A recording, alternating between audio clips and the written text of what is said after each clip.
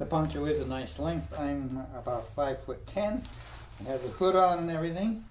And you can see the rain would mainly drip off at least down onto my feet. So it's better than just a raincoat.